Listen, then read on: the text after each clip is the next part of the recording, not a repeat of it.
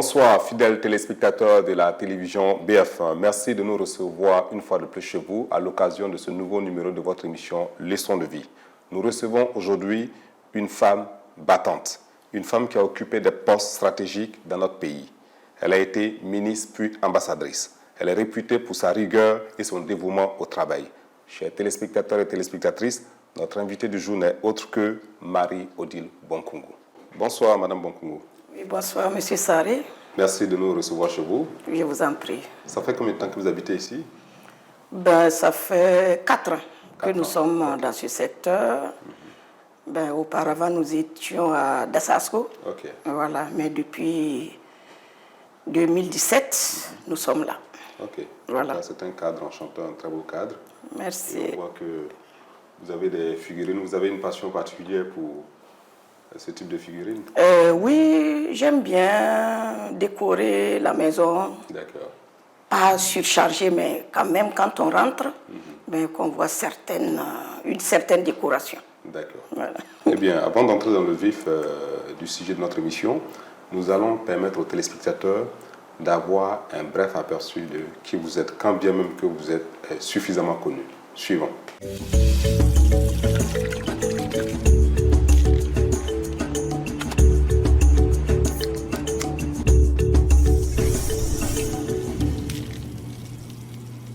Dynamisme, intelligence et rigueur. Voici les 3 mots qui qualifient aisément Odile Bonkungu. Ministre, ambassadrice et enseignante. Voici les 3 pans de sa vie professionnelle. Tout a commencé le 15 décembre 1961 dans la famille Balima à Tenkodogo. Ce jour-là, vint au monde une fille au destin hors du commun. Ne dit-on pas que la valeur n'attend point le nombre des années?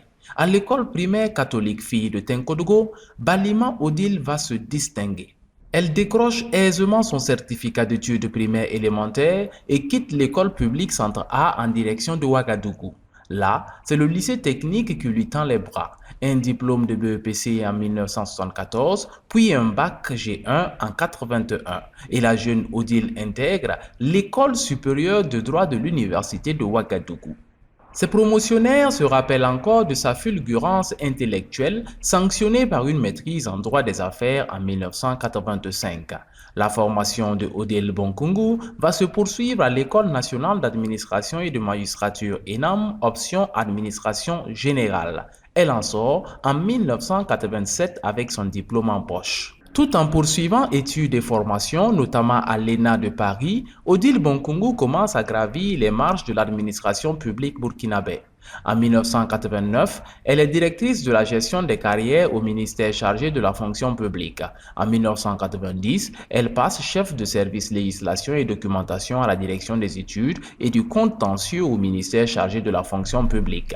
De 1992 à 1998, Odile Bonkungu est nommée directrice générale de la fonction publique et jusqu'en novembre 2001, elle occupe le poste d'inspectrice générale des services du ministère de la fonction publique et du développement institutionnel.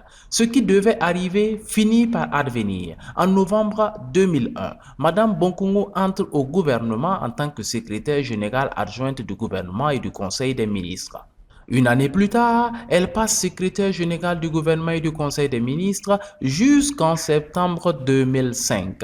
Désormais, il faut l'appeler Madame le ministre. Et oui, Odile Bonkungu est nommée ministre de l'enseignement de base et de l'alphabétisation. Elle y sera jusqu'en 2011. Et puis, à partir de janvier 2012, elle répond à l'appellation de Madame l'ambassadrice.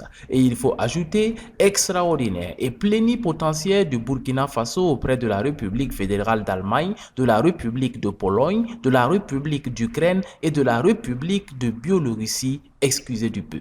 Rentrée au Burkina Faso, Madame Bonkungu née Balima Marie-Odile partage depuis 2015 son savoir, son savoir-faire et son savoir-être aux étudiants et professionnels en formation de l'ENAM et de l'École des douanes, entre autres. Parler de Odile Bonkungu, c'est aussi parler de son engagement social. Notons qu'elle est membre fondateur et présidente de l'Association pour les initiatives de développement du département de Tenkodogo AIDT. Elle est également membre d'honneur et marraine de nombreuses associations intervenant dans les domaines éducatifs et social. Cet engagement social et son sens du professionnalisme lui ont valu de nombreuses distinctions, dont officier de l'Ordre national 2003, troisième personnalité énarque en 2008, commandeur de l'Ordre national en 2010, commandeur dans l'Ordre des Palmes académiques en 2012, certificat de reconnaissance reçu d'ONG, d'associations intervenant dans le domaine de l'éducation, et puis croix d'officier de l'Ordre du Mérite de la République fédérale d'Allemagne en avril 2015. Pour terminer, sans être exhaustif, ajoutons que Odile Bonkongo est mariée et mère de 2 enfants, un garçon et une fille. Elle aime la marche, la lecture et le chant. On l'a dit franche et directe, mais sans rancune aucune. Place aux leçons de vie d'une femme au cœur de Lyon. Eh bien, avons-nous omis ou oublié quelque chose dans cette bio express? Monsieur Sarré, je ne sais pas quoi ajouter. Tout a été dit et ça me fait chaud au cœur. Vous voyez déjà que je suis très ému par ce que j'ai entendu. D'accord. Vous commencez, vous avez une formation d'administratif civil. Vous avez une formation en administration générale. C'est quoi comme formation? Qu'est-ce qu'il y a dedans comme contenu? Sur le terrain, concrètement, comment cela se passe? Alors, c'est vrai, j'ai reçu une formation à l'ENAM en administration générale et je suis sortie avec le diplôme du cycle A et comme profession administrateur civil. Alors, les administrateurs civils sont les commis de l'État. Un administrateur civil peut travailler dans tous les départements ministériels parce que vous n'avez pas un ministère ou une organisation sans administration. Donc, il s'agit de voir, de comprendre les rouages de l'administration, voir comment un service public fonctionne. Et vraiment, c'est tout dit. C'est vraiment l'organisation et le fonctionnement de l'administration. Et votre carrière, justement, commence au niveau du ministère de la fonction publique. Est-ce que vous vous rappelez de votre toute première journée de travail? Oui. Alors, je voudrais vous raconter une petite histoire. Quand j'ai fini ma formation à l'ENAM, alors je voyais mes camarades courir pour chercher le meilleur ministère. Et moi, je venais tout droit de l'université et je ne connaissais aucun ministère. Donc, je me posais tellement de questions. J'ai dit, mais pourquoi cette course? On a reçu une formation, on est prêt à servir l'État et moi, je ne peux pas faire cette course-là. Je travaillerai partout où l'État voudrait que je travaille. Alors, et c'est comme ça que, quand les affectations sont sorties, j'ai été affectée au ministère de la fonction publique, du travail et de la sécurité sociale. C'était l'appellation à l'époque. J'avoue que les premiers moments n'ont pas été difficiles parce que, entre ce que vous avez appris à l'université, bon, mais quand même, l'École nationale d'administration, en tant que grande école de formation professionnelle, je dois dire que mon passage dans cette école m'a permis d'acquérir des connaissances professionnelles. Néanmoins, il y avait quand même un écart. Parce que on m'a envoyé un dossier pour étude. Un fonctionnaire qui demande qu'on reconstitue sa carrière. J'ai dit, mais il a commencé à travailler quand? Comment on gère la carrière d'un fonctionnaire? Et ça, je n'avais pas eu l'occasion d'apprendre. Étudier à l'université. Donc, j'ai commencé à chercher les textes. Voilà. En tant que juriste, j'ai dit, mais il faut travailler sur la base des textes. Donc, j'ai commencé à travailler, à rechercher les textes. Et j'avoue qu'à l'époque, vraiment, j'ai eu des aînés très disponibles et qui étaient à l'écoute des jeunes qui venaient vers eux. Okay. Et c'est comme ça que j'ai appris, et avec des agents de catégorie B, C, niveau BPC, bac, mais qui avaient une bonne pratique, une belle expérience. En toute humilité, vous êtes allé vers ces personnes. Voilà, en toute humilité, je suis allé vers ces personnes pour comprendre comment on reclasse un agent, comment on avance un agent. Et quand même, avec le niveau que j'ai, très rapidement, tu comprends, tu as des prédispositions qui te permettent de comprendre rapidement. Donc, j'ai commencé petit à petit à apprendre avec mes subordonnés, bon, pas les collaborateurs, mais de niveau inférieur.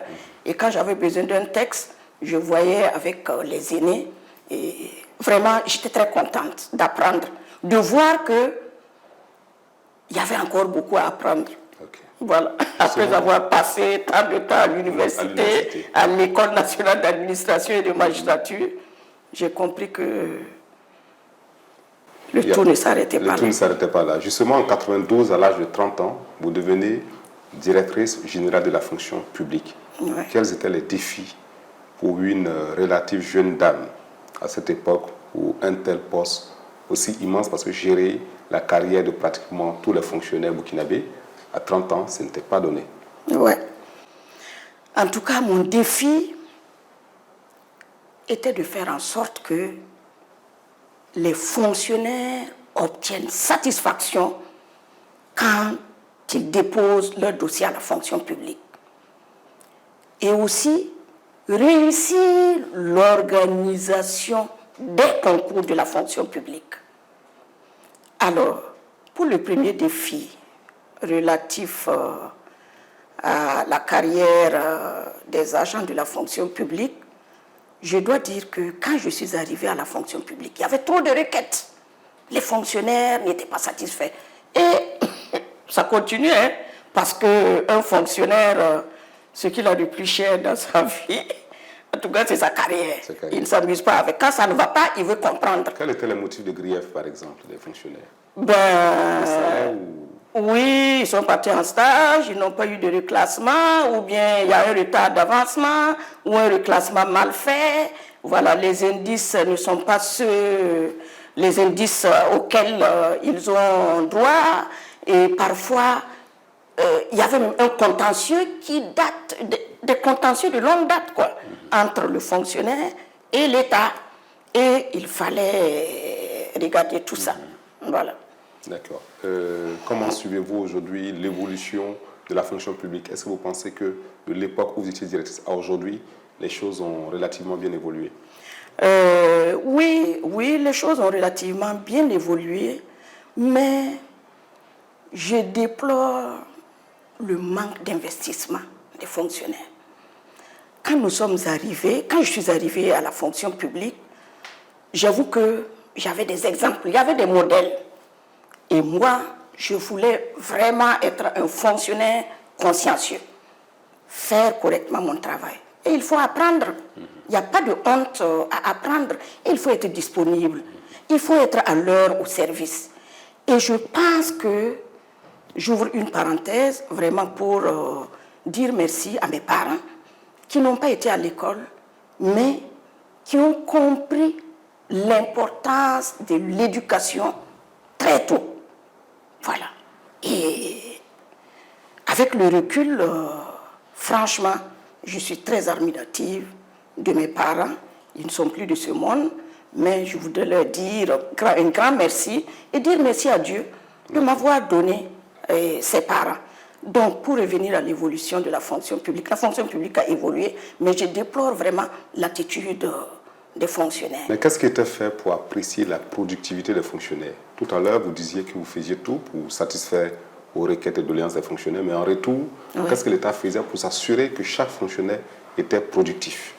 Le nombre de requêtes, que la fonction publique recevait, mais aussi l'impact sur toute l'administration, parce que nous étions au ministère en charge de la fonction publique, le ministère qui gère la carrière des fonctionnaires. Et quand un fonctionnaire n'est pas satisfait de sa carrière, il ne peut pas être productif.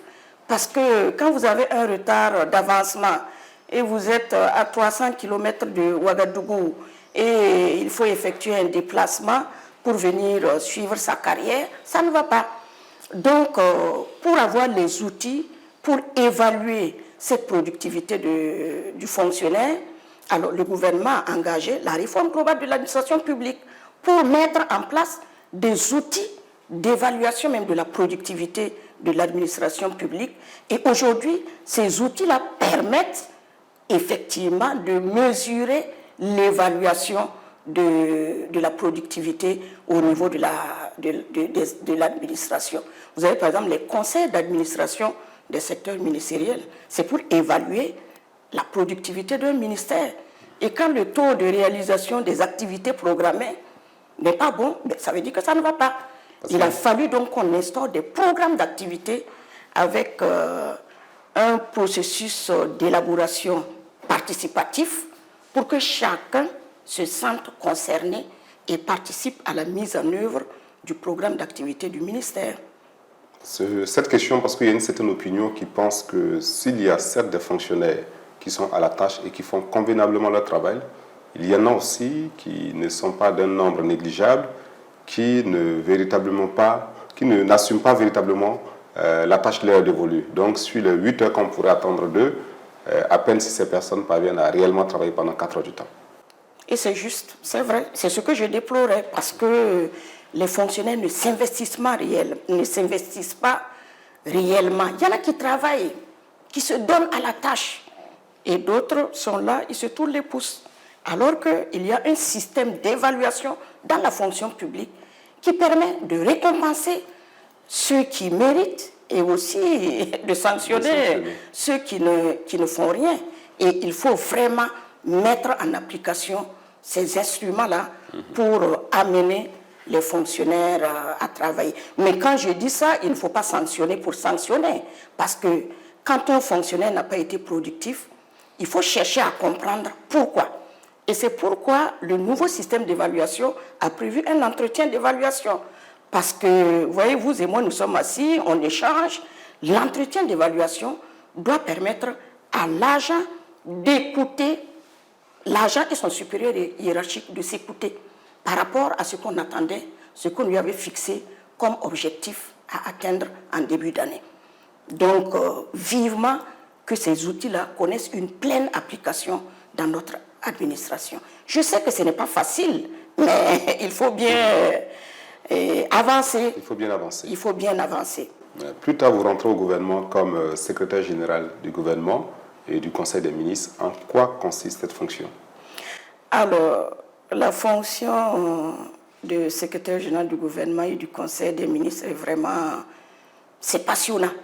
C'est passionnant parce que le secrétaire général du gouvernement et du Conseil des ministres joue le rôle d'interface entre les plus hautes autorités, le Premier ministre et le gouvernement, et les autres membres du gouvernement.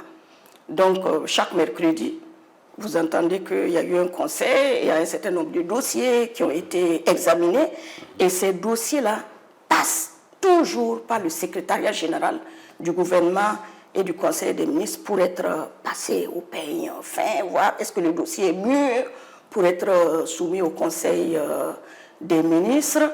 Et voilà, c'est ça. C'est vraiment le rôle d'interface entre les plus hautes autorités et les ministres. Okay. En 2005, vous êtes nommé ministre de l'enseignement de base. L'eau de responsabilité quand on a à charge d'éducation, je dirais, de la population burkinabé. C'était quoi les défis à l'époque, quand vous arriviez comme ministre? Quand je suis arrivé au ministère de l'enseignement de base et de l'alphabétisation, j'avoue que c'est la première fois que j'ai eu peur d'une responsabilité. Parce que j'étais dans le gouvernement déjà, en tant que secrétaire général du gouvernement et du Conseil des ministres, et je savais, j'avais une vue de ce qui se passait dans les départements ministériels. Et à l'époque, ce n'était pas facile au ministère de l'enseignement de base et de l'alphabétisation. Alors, c'est le ministère qui a le plus de fonctionnaires? Oui, c'est le ministère, au moins un tiers des effectifs de la fonction publique. Alors, quand je suis arrivée, le défi qu'il fallait relever sur le champ, c'était de rétablir la confiance entre les partenaires techniques et financiers et le gouvernement. Parce qu'il y avait une rupture de confiance. Il y avait une rupture de confiance. Dû à quoi? Voilà, les partenaires techniques et financiers reprochaient au gouvernement une mauvaise utilisation des ressources financières mises à la disposition du gouvernement. Mais ceci dit, les partenaires techniques et financiers, comment dirais-je, leur soutien n'est pas la plus importante, mais elle est indispensable pour un bon fonctionnement du système éducatif. Donc il y avait une rupture de confiance et mon défi était de rétablir cette confiance-là. Parce que au niveau de l'éducation, pour gagner le pari, il faut un engagement de tous les acteurs du système éducatif. C'est des partenaires. Alors, donc quand on parle, le partenariat suppose qu'on se regarde d'égal à égal. Voilà, vous êtes ministre, mais voilà, le partenaire technique et financier là reste un partenaire. Donc le défi, c'était d'abord ça. D'accord. Voilà, la confiance entre le gouvernement et les partenaires techniques et financiers. Est-ce que ces partenaires n'étaient pas souvent amenés aussi à vouloir imposer des curricula qui ne seraient pas forcément en faveur d'une approche, d'une vision saine de ce que nous voulons construire comme Burkinabé? Non, je dis tout de suite non. Les partenaires n'imposent rien au gouvernement, contrairement à ce que l'opinion publique pense. On échange, on discute. C'est vrai que parfois, les discussions sont houleuses, mais c'est ce que le gouvernement veut là, qui passe d'abord. Et il faut que le gouvernement arrive à convaincre ses partenaires techniques et financiers. C'est ça, les partenaires techniques ne peuvent pas nous imposer par exemple des curricula. C'est nous qui savons ce dont nous avons besoin pour que l'éducation qui est donnée à nos enfants réponde aux aspirations de développement du pays. Mais on a besoin de leur soutien parce que nous sommes un pays en voie de développement et l'État à lui seul ne peut pas prendre en charge le système éducatif. Par exemple, à côté des partenaires techniques et financiers, on a l'habitude de penser que quand on dit PTF, c'est la Banque mondiale, c'est le PNUD, mais il y a toutes les associations et organisations qui interviennent dans le domaine de l'éducation. Et moi, j'avais foi en ces organisations parce qu'elles étaient vraiment très proches des populations. D'accord. Avant de continuer, nous allons suivre une vidéo sur quelques témoignages de vos collaborateurs.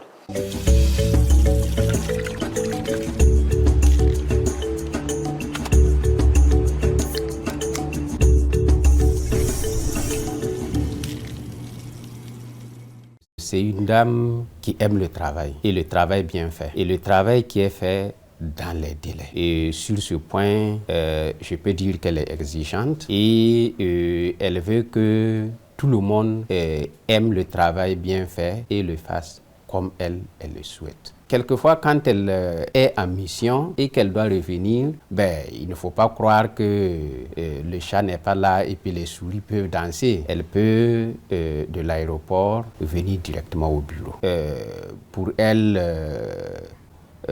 l'heure de descente ne compte pas. Quand, quelquefois vers 18h, elle m'appelle, bon, venez, on va se voir avec des dossiers. Quand j'arrive, tout son secrétariat commence à rire et je les salue et je rentre. Quand je sors, quelquefois vers 21h, il y avait une ampoule là qui était à la fenêtre là dehors et je vois que un peu les secrétaires sont un peu crispés parce qu'il y a la fatigue qui se fait sentir. Je me baisse, je regarde l'ampoule et je dis ah, le soleil est toujours là et tout le monde pouffe de rire. Elle est très active, elle est vraiment très active. Et toute l'énergie qu'elle a, nous nous demandions d'où est tirée cette énergie-là. Parce que quand elle est au travail, bon, en tout cas c'était sans répit. Et au plan social aussi, c'était sans répit. Et puis bon, chaque fois qu'elle était sollicitée, elle était prête à intervenir. Donc en dehors même du travail proprement dit, nous l'avons vu sur le terrain. Et que bon, que de parrainage elle a eu en tout cas à faire, que d'assistance elle a eu à faire. Donc si bien que en dehors de ce qu'elle avait à faire proprement, or vous savez que le travail d'un ministre, bon, c'est pas un petit travail, on est tout le temps sollicité, mais en dehors de ça, elle était prête partout. Donc nous avions en tout cas de l'admiration pour elle, et puis bon, chacun voulait en tout cas travailler, pas à lui faire plaisir, hein, mais à ce qu'elle soit satisfaite du travail de tout un chacun. Madame Odile Bunkungu, quand on était ensemble au MENA à l'époque, elle m'appelait selon les lieux et selon des circonstances par 2 noms. Quand elle m'appelle et dit des privés, je sursaute. Ça, c'est le patron qui m'appelle. Mais quand il dit professeur, moi-même, je suis content. Et la différence est nette entre quand elle me dit des privés ou bien professeur. Professeur, c'est avec beaucoup de douceur. Mais des privés, le thème de sa voix change totalement. C'est 2 personnes carrément différentes. Et ça m'a beaucoup marqué. Alors, petit commentaire à la suite de ces témoignages. Alors, c'est vrai. J'ai les larmes aux yeux parce que vraiment, j'ai passé de bons moments avec ces gens-là. Et, vous voyez, je vous ai dit tout de suite que j'ai eu peur quand on m'a nommé. Mais je suis une croyante. J'ai demandé à Dieu de me donner la bonne inspiration pour choisir mes collaborateurs. Et je pense que Dieu m'a exaucé. Okay. Alors, donc, je n'avais plus peur parce que je savais que j'étais bien entourée. Oui, le secrétaire général, on a travaillé à la fonction publique. Je ne le connaissais pas, mais il a été mon directeur du recrutement. Et je l'ai vu à la tâche. Un homme méthodique qui n'est jamais, c'est-à-dire il a toujours le sourire. Et moi, j'aime bien ça. Et c'est ce que j'essayais de faire, mais je n'arrivais pas. Quand vous êtes un responsable, un supérieur hiérarchique, il faut que vos collaborateurs se sentent en sécurité. Mais quand à la moindre chose, vous paniquez, tout le monde panique. Tout le monde panique. Et franchement, moi, j'ai eu des supérieurs hiérarchiques qui m'ont donné la bonne inspiration et des collaborateurs aussi, parce que je sentais que chacun maîtrisait son travail en ce qui concerne les collaborateurs. Chacun maîtrisait son travail. Et quand je confie un dossier, je ne suis pas de l'enseignement. Donc, sur qui je peux compter si ce ne sont pas mes collaborateurs? Moi, j'ai un rôle de leadership. Comment mobiliser mes collaborateurs pour atteindre les résultats? Voilà, parce que j'avais reçu une lettre de mission de mon supérieur hiérarchique. Donc, mon devoir était vraiment de cultiver en moi le leadership pour amener mes collaborateurs à travailler. Et ce qu'ils ont dit, c'est vrai, j'aime le travail bien fait. Et moi, j'ai vécu l'expérience avec un de mes ministres. Tu peux reprendre un travail 1000 fois, mais quand tu arrives, c'était Juliette Bonkungu, je ne vais pas taire son nom, je l'ai eu comme ministre. Quand tu arrives, et elle te dit, je suis ça, toi-même tu rentres, tu as oublié toute ta misère là. Donc, moi, quand j'ai été nommé ministre de l'éducation, de l'enseignement de base et de l'alphabétisation, je voulais aussi ça, un travail bien fait. Et quand on n'est pas malade, on est bien portant, qu'est-ce que vous voulez faire de votre énergie? Il faut le mettre au service des populations. Et quand on est un fonctionnaire, c'est d'abord ça, c'est l'intérêt général qu'il faut servir. Donc, c'est vrai, je n'avais pas d'heures de travail, mais ceci dit, les congés pour moi étaient importants. J'obligeais mes collaborateurs à aller en congé. Moi-même, je partais en congé. Mais quand je suis en mission, comme il l'a dit, de l'aéroport, voilà, il y a des dossiers, parce qu'en partant, on fait le point. Je fais le point des dossiers qui sont en instance, et voilà, je mets les dossiers à la disposition de mes collaborateurs. Et je veux vraiment que le travail soit bien fait. On peut échanger à plusieurs reprises sur un dossier, parce que quand moi-même je ne comprends pas, je compte sur eux pour comprendre. Voilà, parce que quand c'est trop technique, venez, expliquez-moi, parce qu'il faut qu'on réussisse ce dossier-là. Donc, en tout cas, je leur dis merci pour cette collaboration. Et vraiment, la directrice générale de l'enseignement de base, Mme Tapsova, merci pour les mots aimables, parce qu'elle a parlé du social, c'est vrai. Moi, j'ai reçu une formation en gestion des ressources humaines. Une courte formation quand j'étais directrice générale de la fonction publique. Mais quand je suis revenue, j'ai senti une transformation en moi. Et j'ai mis ça en pratique. Tu ne peux rien faire si tu n'arrives pas à mobiliser tes collaborateurs. Donc le social était important pour moi. Je veux savoir quand mon collaborateur, son enfant, son conjoint est malade, je veux être informé. Quand il y a un décès dans la famille, je veux être informée. Et j'ai tout fait pour connaître le domicile de chaque et de chacune de mes collaborateurs. Parce que le social est très important. Aujourd'hui, c'est un volet qu'on ne doit pas négliger quand on est à un certain niveau de responsabilité. Même pas, quel que soit le poste de responsabilité. Chef de service, directeur général. Il ne faut pas négliger le social. Alors, des privés, c'est vrai, parce qu'il faut faire la part des choses. Quand j'étais ministre et les gens venaient chez moi, ils ne me reconnaissaient pas. Est-ce que c'est cette même personne avec qui on travaille là? Et c'était lui et son cas. Mais franchement, j'ai eu du plaisir à travailler avec eux. Il y avait une mention qui vous collait très bien. Me voir avec. Suivons la vidéo pour comprendre.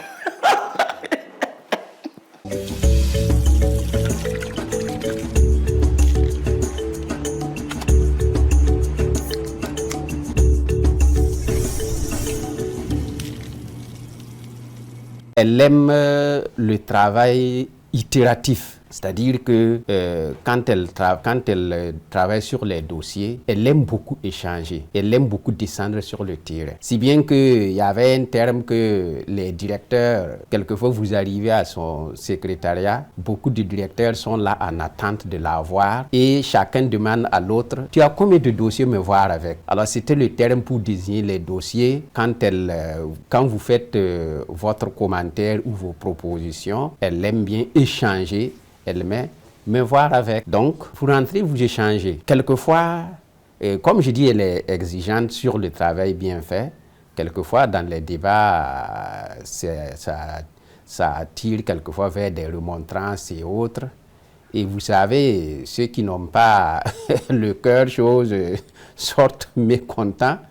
Et quelquefois viennent, quand certains ont des dossiers où c'est écrit me voir avec, il y en a qui viennent directement au bureau me voir. Bon, j'ai un dossier me voir avec, mais je ne sais pas comment je vais expliquer ça au ministre, puisque de toute façon, si tu rentres, ça veut dire qu'il faut revoir le dossier par rapport à ce que tu as écrit, avoir beaucoup d'arguments pour rentrer la voir, pour ne pas avoir quelquefois des observations qui frustrent un peu.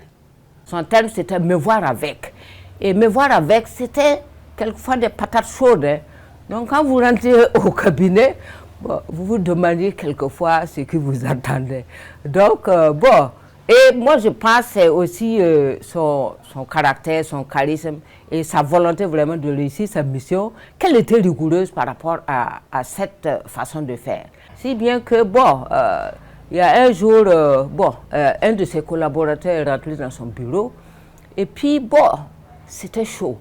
Donc, la personne en sortant n'est pas ressortie par la porte normale, mais elle est allée plutôt au fond du cabinet. Et le ministre dit, mais où est-ce que tu vas comme ça? Puis le type se rend compte que, en fait, il s'est trompé de porte, donc il faut revenir en arrière. En fait, c'est pour dire que, quand vous aviez un dossier chaud, il fallait s'attendre que des remarques vous soient faites pour que vous puissiez vous améliorer et puis corriger. Donc, me voir avec, c'est vrai.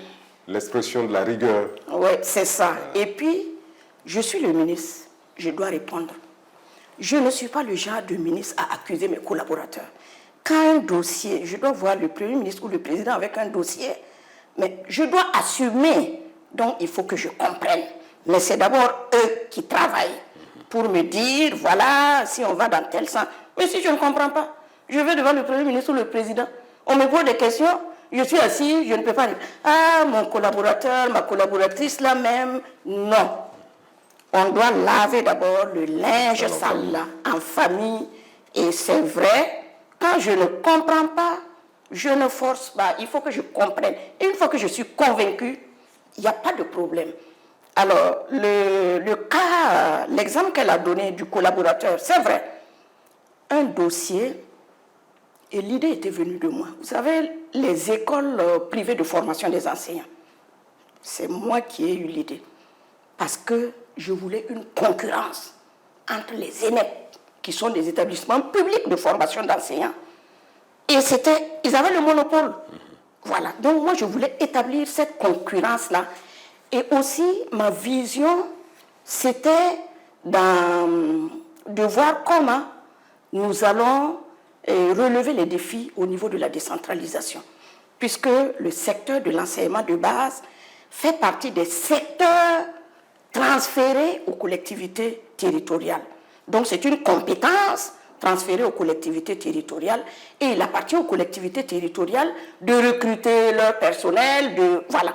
Aujourd'hui, les collectivités territoriales recrutent des enseignants, mais si c'est seulement les aînés publics qui formaient, où est-ce que ces collectivités vont aller chercher sur le marché de l'emploi? Donc j'ai eu du mal à convaincre mes collaborateurs parce que eux, ils étaient dans leur système classique qu'il faut ouvrir les écoles privées de formation là. Et c'est par rapport à ce dossier que j'ai eu des discussions avec un de mes collaborateurs. Mais finalement, tout le monde a compris.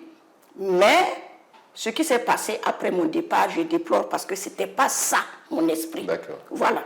Et également, je disais que par rapport au dossier Meuvoir, pour revenir sur l'importance pour moi de comprendre un dossier avant de m'engager, quand j'ai été nommé ministre, c'est vrai que j'étais au secrétariat général du gouvernement et je connaissais les ministères, mais pas en profondeur.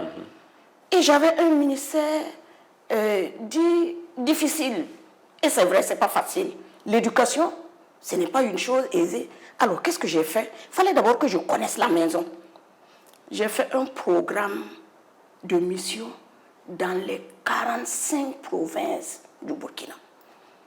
Et un partenaire technique et financier, le directeur de l'AFD, a dénommé ça le tour du faso de Madame le ministre.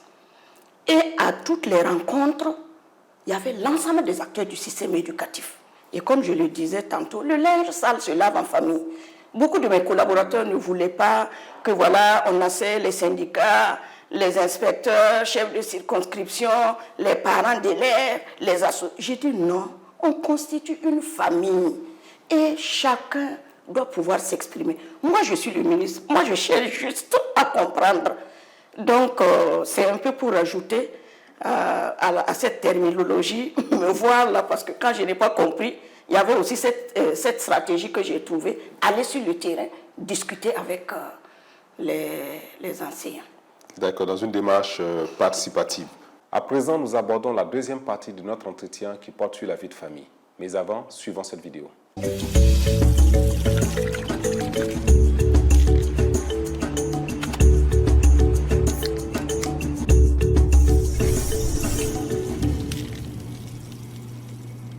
Ce que j'admire en elle, c'est qu'elle ne tombe pas souvent malade, même presque pas. Depuis qu'on est ensemble, bon, malade comme cela, c'est un peu, je pourrais dire que c'est vraiment pas arrivé. Et elle a été plusieurs fois responsable. Sinon, d'une manière générale, ma femme, elle est vraiment battante, elle se débrouille assez bien. Sinon, très bien même dans la vie. Et moi, j'avais fait le séminaire de Pabré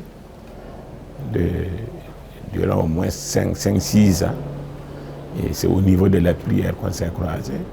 Ensuite, moi, j'habitais en face, j'étais à l'université. Elle habitait en face du lycée technique de Ouagadougou. Et j'ai un copain qui sont voisins, donc ils sont deux voisins. Et c'est par là qu'on a noué le contact. Et puis l'université aussi, on s'est croisés. Et ce qui m'a pris en tout cas, c'était la manière donc de se conduire, de se comporter.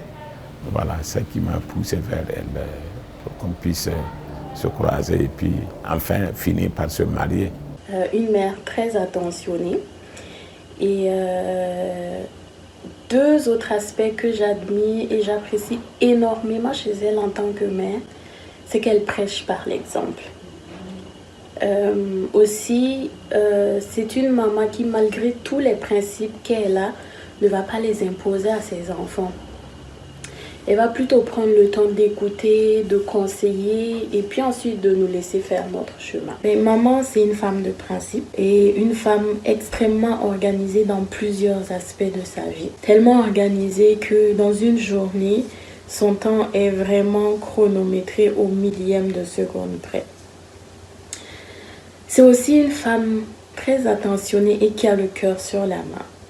Et ça, je le dis grâce à la manière dont elle a pris soin de nous et dont elle continue de prendre soin de nous, sa famille, mais également au vu de toutes les personnes qu'elle a eu à aider et qu'elle continue d'aider, que ce soit matériellement ou moralement. Maman est une femme extrêmement ponctuelle.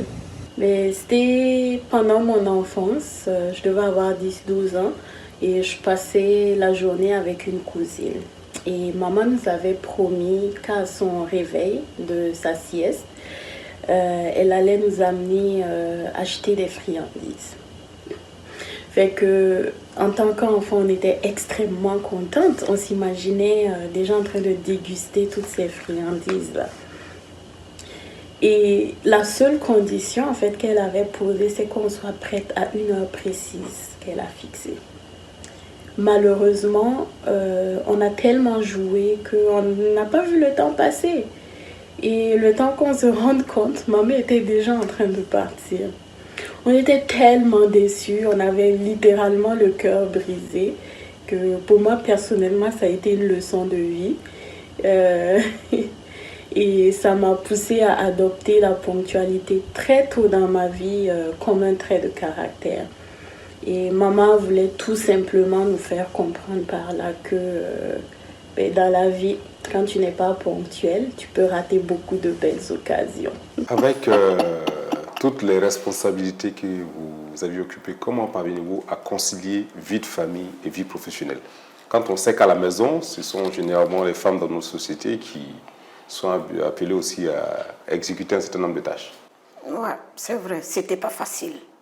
Mais on ne peut pas oublier sa famille. Parce que vous avez besoin de cette famille-là même pour réussir les responsabilités qu'on vous a confiées.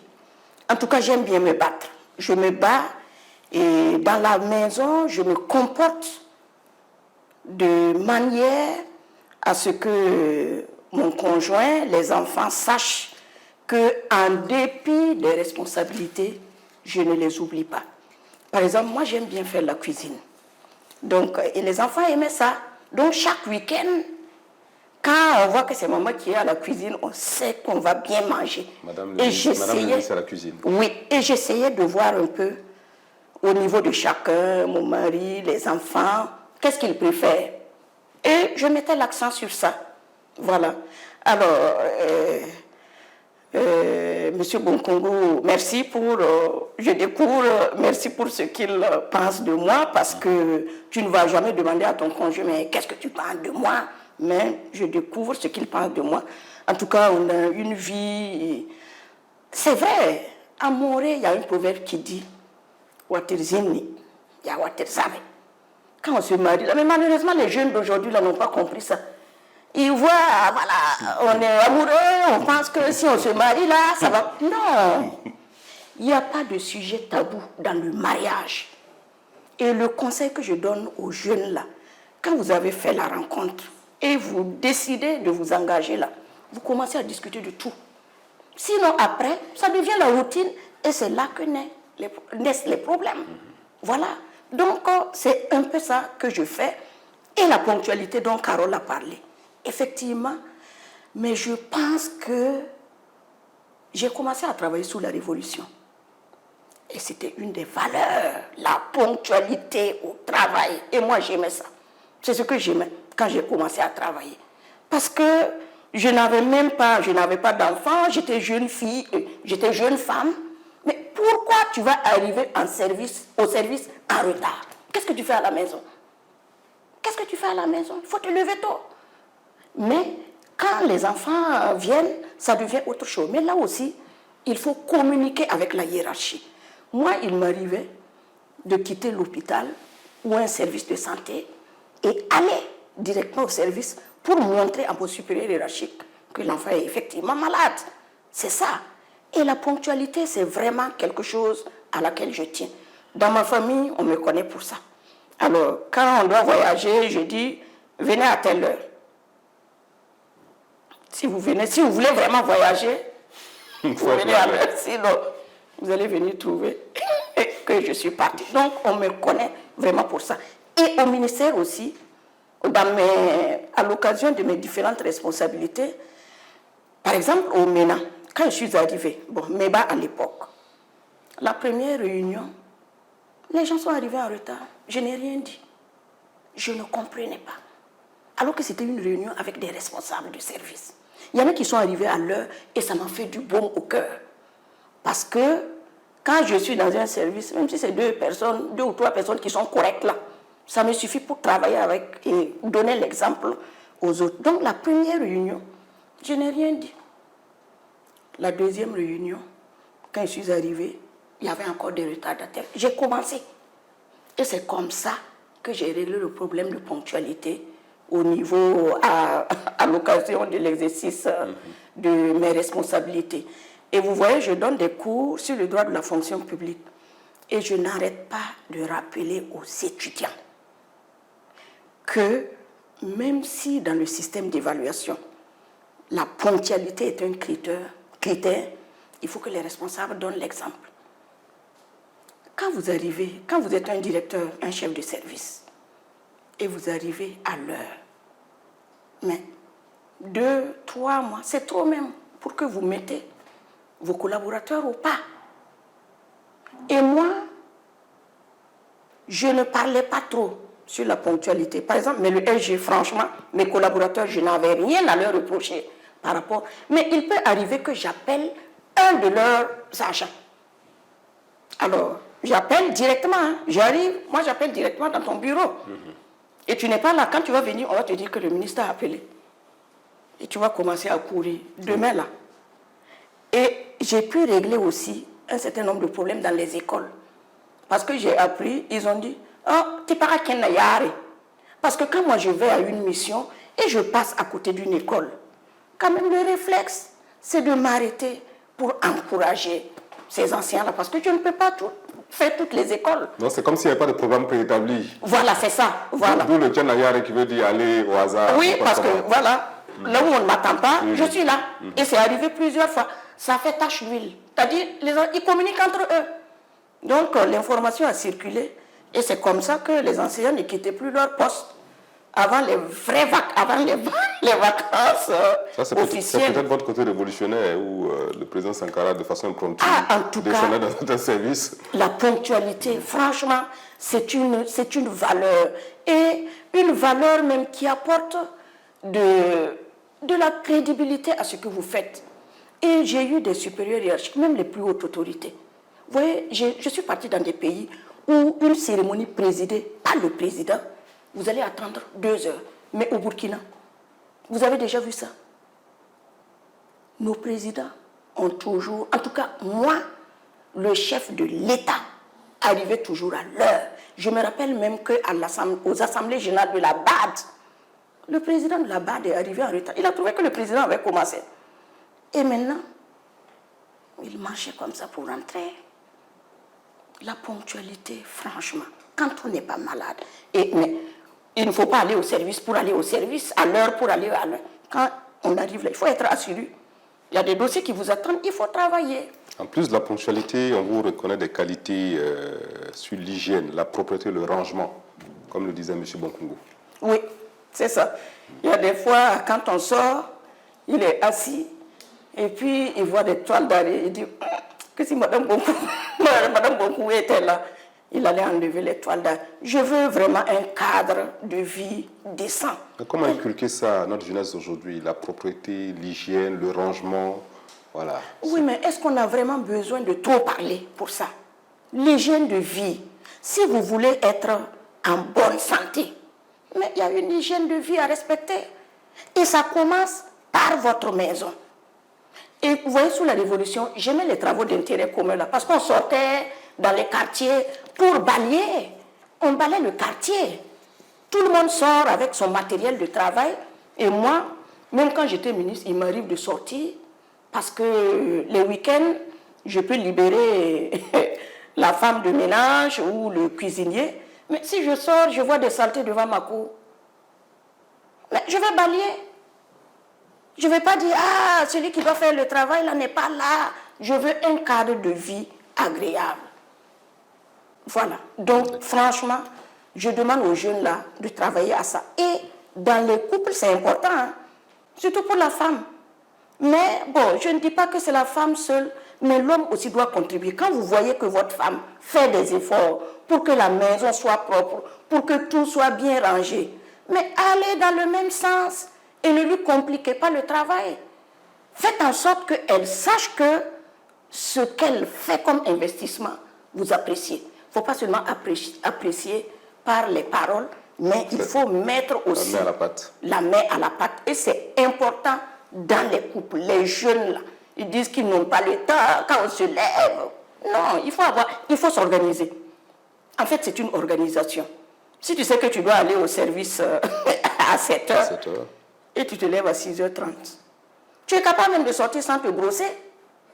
C'est ça, parce que tu veux... Non, il faut s'organiser. Tout est question d'organisation. Et c'est important. C'est des principes vraiment que je défends au quotidien. D'accord. Nous tombons sur la troisième partie de l'émission qui va porter sur votre enfance et votre éducation. Mais avant, nous avons une vidéo à suivre.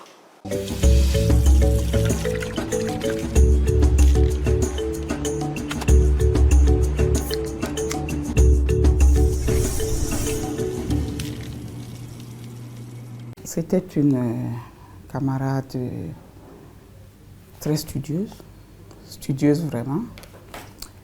Et puis c'était une dame aussi qui était très généreuse, une fille généreuse je dois dire, et qui en tout cas partageait avec nous ce qu'elle avait, les petites pièces de 50, 100 francs avec lesquelles on achetait les bricoles pendant la récréation et tout ça. Et elle était vraiment généreuse, mais comme je l'ai dit, studieuse. Et puis, ouais, joviale. Elle aimait beaucoup rire. Et je pense que ça ne l'a pas quittée jusqu'à présent. Assez souvent, quand on se rencontre pour... En tout cas, elle est joviale. Une jovialité contagieuse. Quand nous sommes arrivés à l'université, nous avons eu notre première bourse. Franchement, c'était la première fois, autant que nous palpions autant d'argent, à peu près 100 000 francs. Donc nous avons décidé de nous offrir une petite gâterie. Et là, nous sommes sortis, on était 3 avec un ami, 4, et puis on s'est retrouvés quelque part et pour manger. C'est la première fois qu'on le faisait. On était dans un maquis. Et puis nous avons commandé, nous avons mangé, et puis à la fin, disons, des gens sont venus, ils se sont installés. Monsieur qui me dit que, mais ma foi, des filles qui mangent comme ça, on va les engager dans l'armée. C'est une des filles qui fait partie des pionnières de la formalisation du concept de la mixité au niveau de l'école primaire. Vous savez que dans le temps, les garçons étaient à part et les filles à part. Il y avait donc école centre A, garçons et filles. Mais curieusement, au CM2, nous avons eu affaire à des filles comme Odile Bonkungu, qui a été vraiment un météore, qui a illuminé toute la classe de CM2 parce qu'elle avait une vivacité intellectuelle de premier plan. Et Odile, on l'aimait ou on ne l'aimait pas. On l'aimait parce qu'une fille qui se retrouve parmi les garçons et qui avait donc, à chaque fois qu'il y avait une évaluation, était parmi les 3 premières. On l'aimait donc pour ses capacités cognitives, à apprendre vite et à rendre des copies propres. Mais on ne l'aimait pas parce que, comprenez que c'était une fille qui venait dans une école de garçons et des fois elle nous frustrait beaucoup à travers cette insolence intellectuelle et surtout cette témérité mentale qu'elle avait à nous affronter, à nous prouver que les filles aussi pouvaient faire comme les garçons. sacré Odile. À notre âge, on partait à l'école parce que, bon, c'est l'État qui a décidé que tous les enfants qui avaient 7 ans devraient être scolarisés. Il y avait les parents qui nous imposaient donc... sinon, pour nous, en face de ça, l'école, c'était une corvée, on comprenait, on partait pour jouer, c'est tout. Mais Odile, déjà, à son âge, à 12 ans, c'était déjà fixé un futur. Alors, à la suite de cette vidéo, on est en train de se demander quels sont vos meilleurs souvenirs de vos années primaires.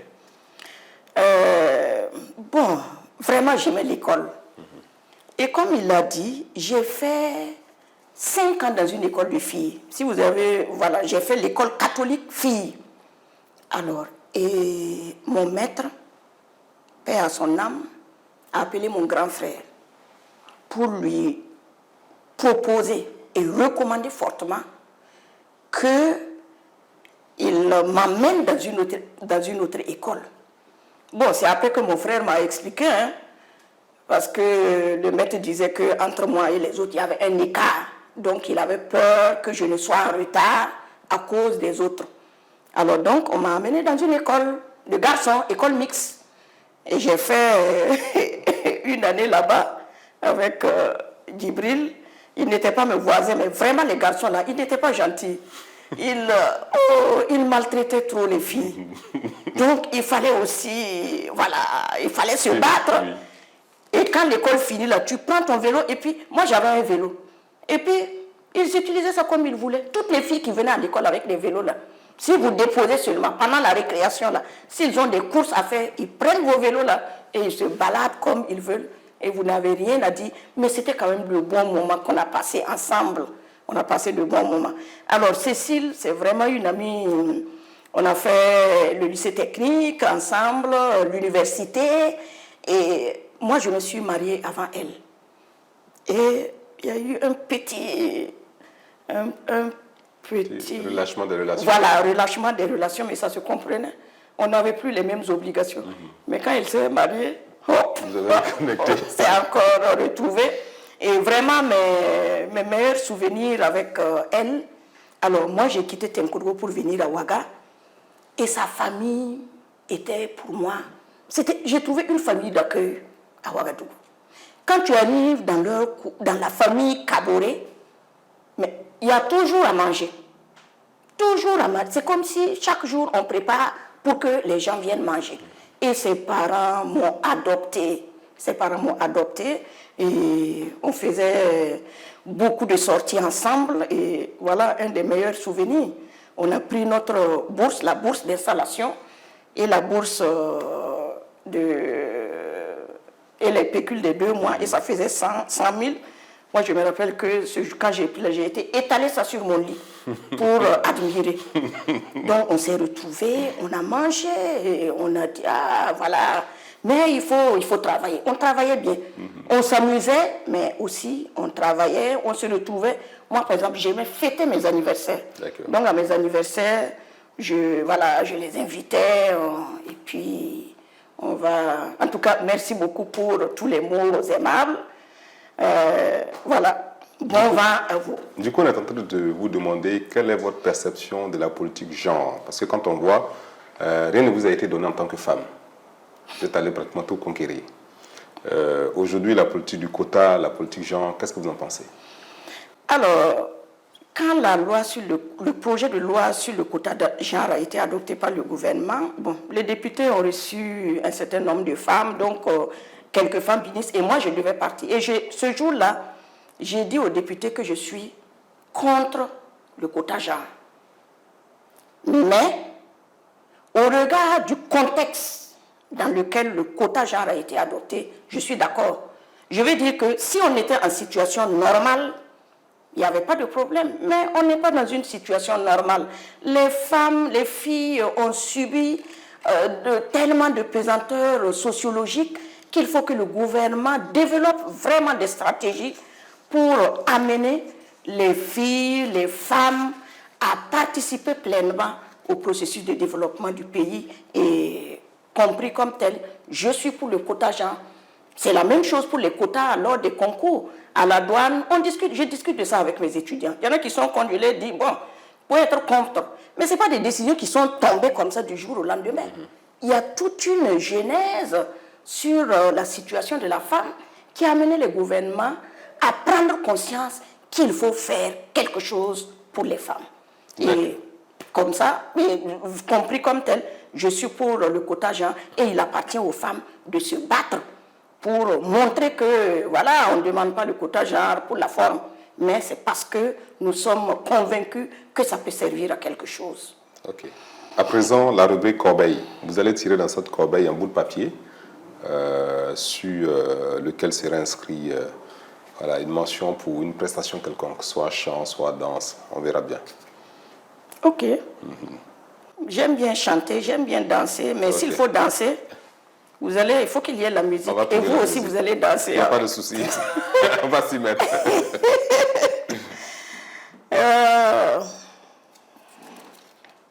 Chant. Chant, d'accord.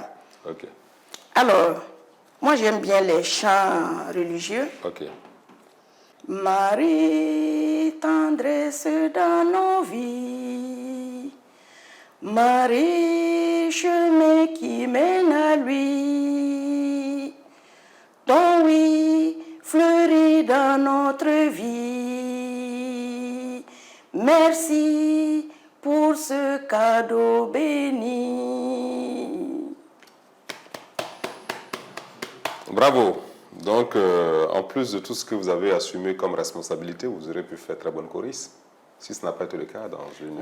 Si, j'étais choriste. J'étais choriste et j'ai même initié une nuit de chorale à Tenkodo pour accompagner ma paroisse. D'accord. Donc, je n'étais pas loin. À présent, la rubrique des citations préférées. Vous allez nous donner 3 de vos meilleures citations ou proverbes que vous allez expliquer. Ok. Pas de progrès dans la facilité. Pour dire que rien ne peut tomber du ciel. Et ça, vraiment, je m'adresse aux jeunes pour leur dire que la vie est un combat permanent. Même si à l'instant T, vous sentez que tout va bien, il faut continuer de se battre. Voilà. Rien n'est facile dans la vie. Deuxième citation. Alors, la deuxième citation. Ou proverbe. La vie n'est pas un fleuve tranquille. Et ça, c'est valable dans la vie de couple, dans la vie de société, dans la vie professionnelle.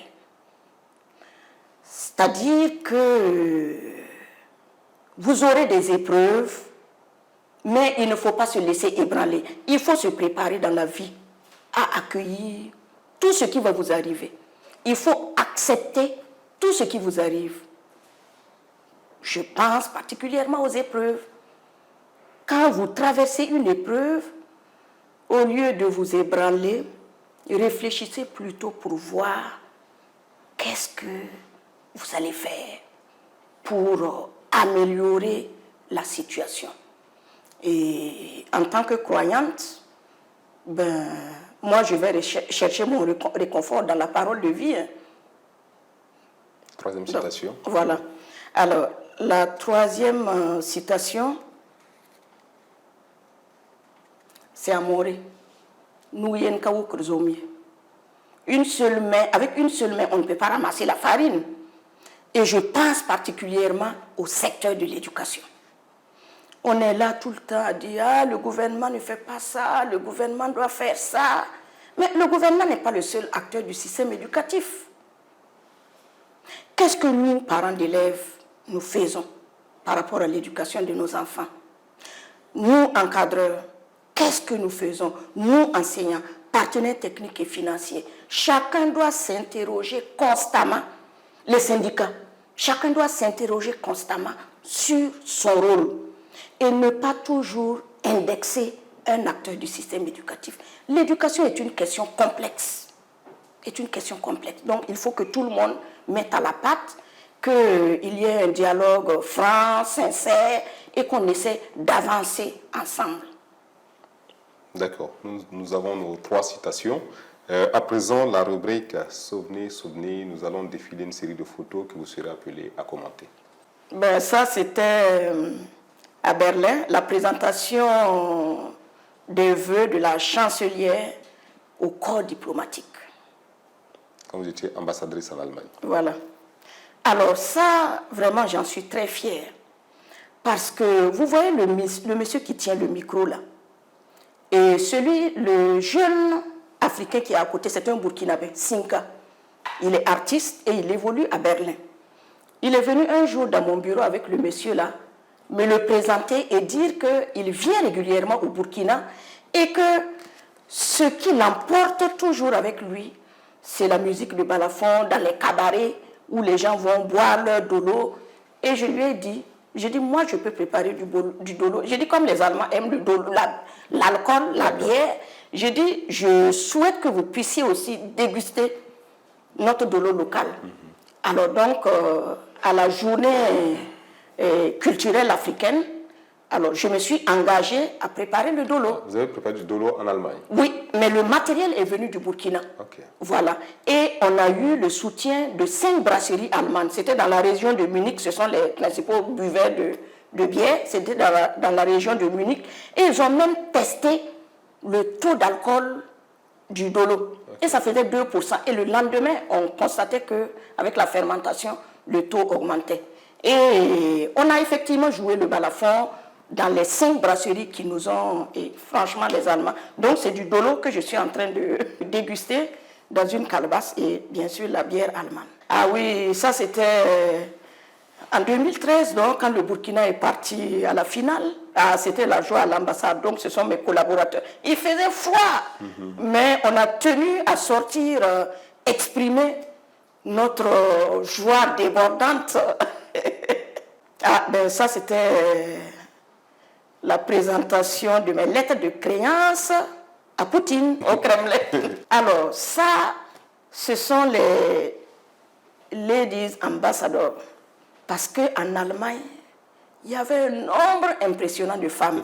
Je ne sais pas si c'est parce que la chancelière était une femme, mais en tout cas, il y avait beaucoup de femmes ambassadeurs et on avait des rencontres régulières pour échanger sur nos pays, partager nos différentes expériences. À ça, voilà, ma belle-mère et ma maman, et à la naissance, en fait, ce jour-là, on voulait que les deux mamans se connaissent parce que jusqu'à notre mariage, elles n'avaient pas eu l'occasion de se rencontrer.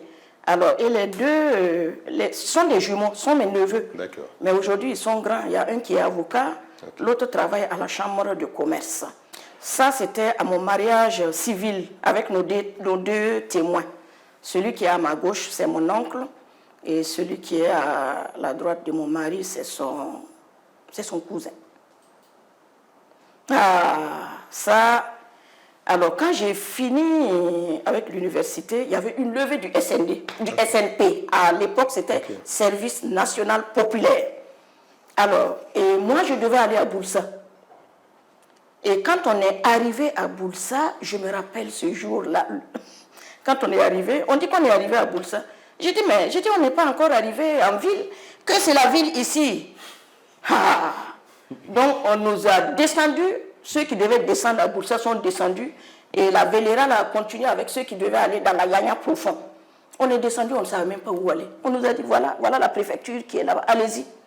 Donc on est parti et là, moi on m'a affecté dans une circonscription d'éducation primaire, comme j'ai un bac G1 et je faisais la saisie.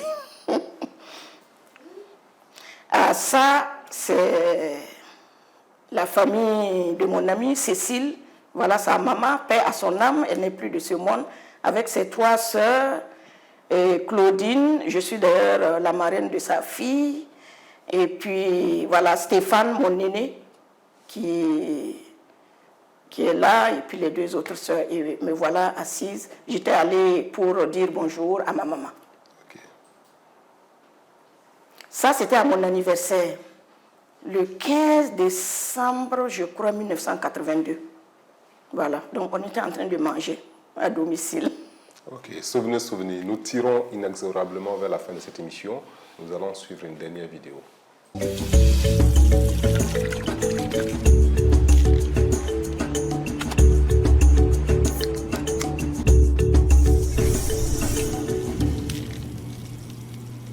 Madame Bonkungu je vous demande tout simplement de persévérer dans le travail. Le plus souvent, quand on rentre avec un dossier avec vous, vous êtes direct, vous ne portez pas des gants, mais ce qui est bizarre, c'est qu'une heure de temps après, si vous sortez pour revenir avec un autre dossier, vous ne savez pas que c'est la même Bonkungu. Elle est redevenue, c'est comme si elle n'avait rien fait.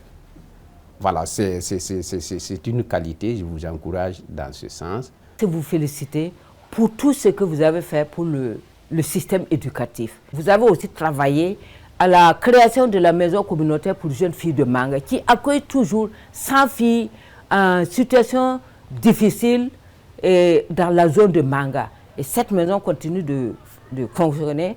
Et il y a beaucoup d'enfants qui ont réussi à avoir le bac, qui sont à l'université. Certaines même ont déjà eu du travail. Donc, elles vous saluent. Et j'apprécie vraiment cette amitié que nous entretenons jusqu'à ce jour.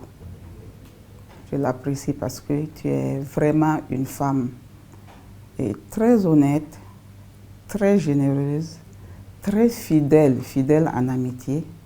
Et ça, vraiment, je pense que ça n'a pas de prix. Moi, je souhaite que nous demeurons comme nous sommes, des grandes amies, jusqu'à la fin de nos jours. Je te souhaite une belle carrière parce que maintenant tu es passé dans l'enseignement. Je souhaite que tu réussisses également cette carrière-là et que, ma foi, les personnes auxquelles tu dispenses les enseignements, que tu ne tarisses pas non plus de conseils à leur endroit parce que je te sais pétri d'expérience et de connaissances. Je te souhaite beaucoup de courage à ce niveau aussi. Odile, tu as été et tu es toujours une femme formidable, un modèle, une femme battante.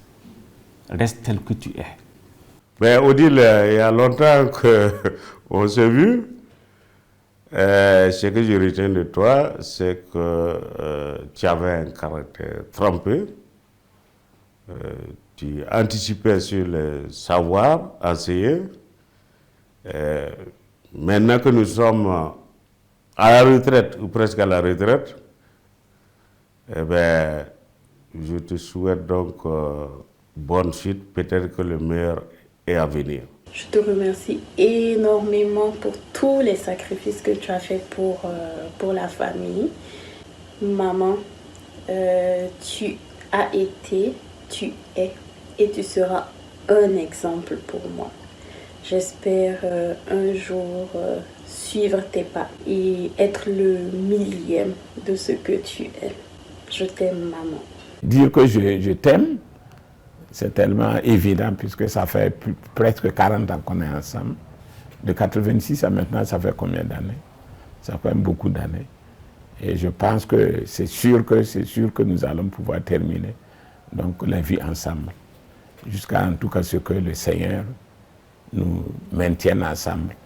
Et nous-mêmes, nous allons donc tout faire pour donc rester et maintenir donc cette flamme-là. Vraiment, je voudrais, du fond du cœur, dire un grand merci à mes amis d'enfance, Cécile et Djibril, à mes collaborateurs, SG, Zaba, je l'appelle toujours SG, Monsieur Zaba, Madame Tapsoba, Monsieur Sedgo, et à mon époux Robert et à Carole. Je voudrais vraiment vous dire merci pour les mots aimables.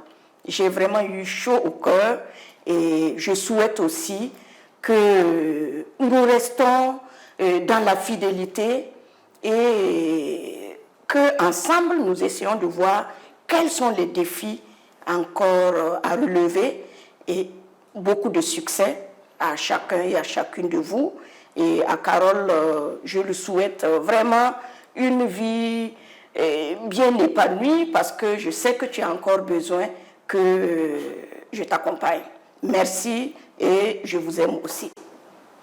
Eh bien, merci. Un dernier conseil à l'endroit des jeunes, notamment des jeunes filles. Alors, je voudrais,